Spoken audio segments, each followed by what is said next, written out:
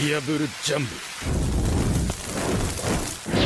Yo les amis, je suis très heureux de vous retrouver aujourd'hui pour un nouveau format sur ma chaîne, celui des prédictions One Piece. A l'instar des théories, les prédictions seront des idées, des pressentiments que j'ai sur certains futurs événements. Si vous voulez un exemple récent, ma vidéo sur Shanks et son fruit du démon est le genre de sujet et d'analyse que comportera ce format. Ça sera peut-être moins appuyé par des éléments ou des indices qu'une grosse théorie, mais justement ça permet de développer l'idée en attendant d'avoir ces fameux éléments ou indices justement. Ça sera aussi plus court que les théories en général, rendant la vidéo bien plus légère et dynamique. Vous verrez, dans tous les cas, ça tiendra toujours la route, satisfait ou remboursé. Le One Piece prédiction d'aujourd'hui concerne Luffy et Shanks. On va délaisser leur côté mentor-poteau pour se concentrer sur le côté un peu plus rival et finalement plus pirate de leur relation. Oui, car il est vrai que depuis le début de l'histoire, Luffy et Shanks ont un profond respect l'un pour l'autre, comme si chacun donnait un sens à la vie de l'autre. C'est une très belle relation, il n'y a rien à dire. Luffy retrouve un peu en père en Shanks, tandis que Shanks, lui, doit sûrement y revoir un peu de sa liaison avec Roger lorsqu'il était sur son navire, sans aucun doute. On ne veut donc pas spécialement voir un combat entre Luffy et son mentor se produire, mais en réalité, ce face-à-face est déjà prévu, et ça quasiment depuis le début en fait. Quand on regarde, Luffy a toujours voulu égaler Shanks.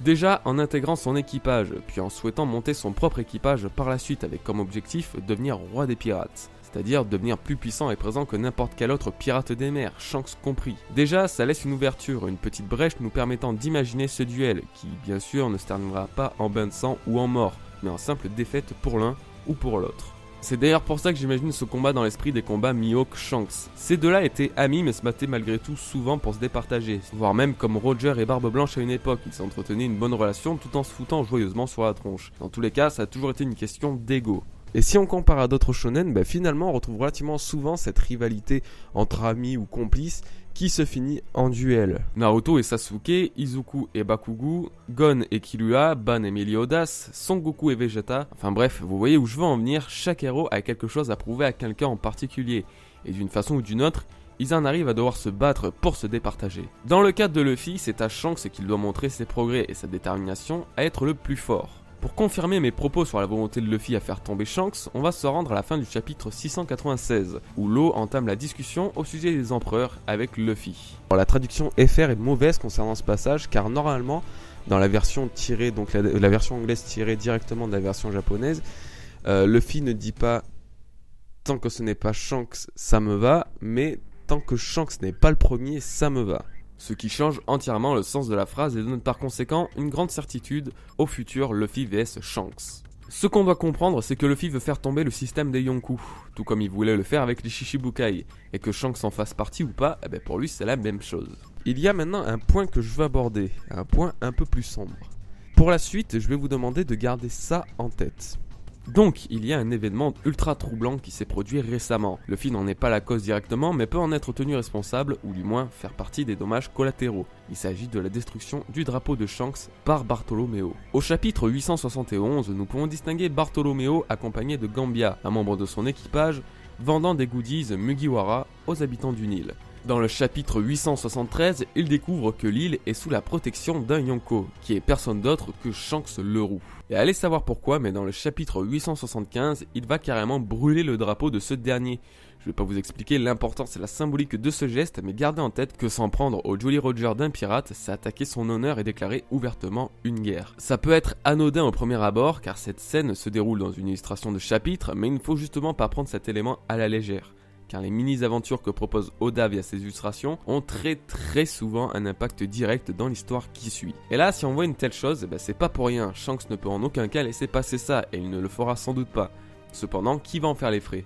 Bartolomeo ou Luffy? Si Bartolomeo est représenté sous la bannière de Luffy, alors Luffy va devoir s'expliquer. Si c'est Bartolomeo qui est tenu entier responsable, je vois donc le scénario suivant. C'est un peu perché mais pas si con, vous allez voir. Shanks traque Bartolomeo afin de le capturer. En réussissant sa manœuvre, Bartolomeo n'a d'autre choix que d'envoyer un appel à l'aide à la flotte de Luffy. Ce dernier, tout comme il a dit aux membres de sa flotte, rappliquera quoi qu'il arrive, n'importe où et n'importe quand. Cette rencontre sera la première depuis Marineford et Luffy devra assumer pour la première fois son statut de capitaine de flotte et les responsabilités qui vont avec. Comme dit durant le serment de la flotte, Luffy et les autres entretiennent une relation parent-enfant.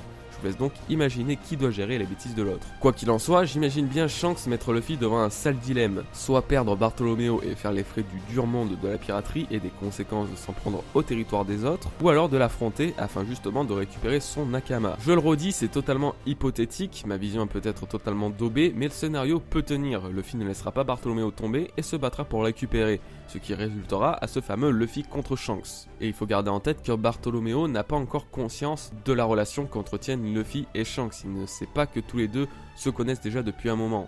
Donc, il peut ne pas hésiter justement à envoyer un appel à l'aide. Et puis, imaginons que je me trompe. Admettons que l'acte de Bartholoméo n'a pas de conséquences et de répercussions, ce dont je doute fortement. La promesse de Luffy et Shanks de se revoir servira à quoi finalement? Juste à boire un coup sur le bateau de l'autre? Je pense que sans aller dans une optique de tuer l'autre, comme je le disais tout à l'heure, Luffy et Shanks voudront se départager, voir qui sera le plus fort après tout ce temps. Ça marche quasiment tout le temps comme ça dans One Piece, il y a toujours une notion de rivalité entre deux personnages alliés. Zoro Sanji, Luffy et ses frangins, Shanks et Mihawk comme je le disais plus tôt, et j'en passe.